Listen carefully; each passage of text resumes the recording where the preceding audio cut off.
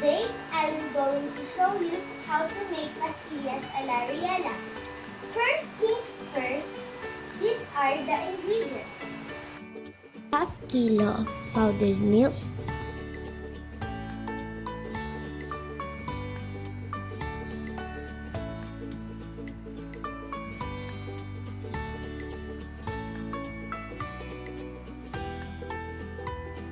4 cups of condensed milk,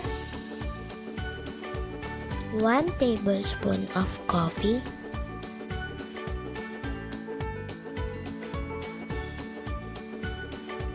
and sugar.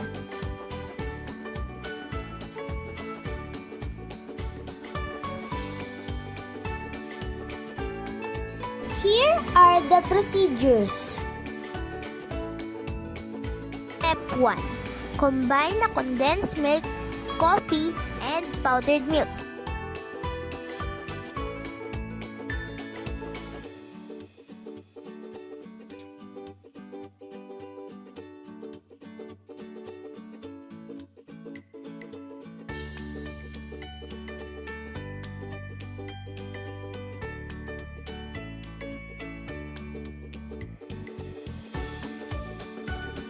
Step 2. Mix and blend evenly using a mixing spoon.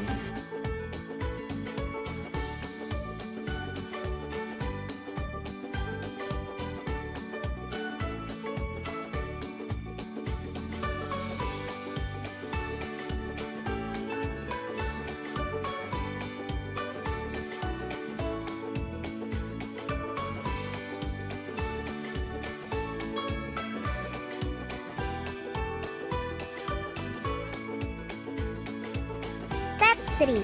After mixing it, shape it into balls.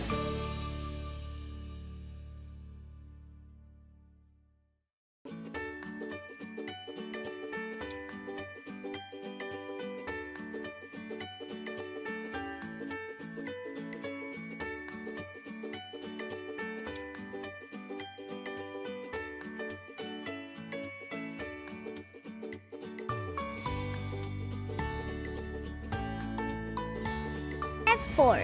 After that, roll it on the sugar.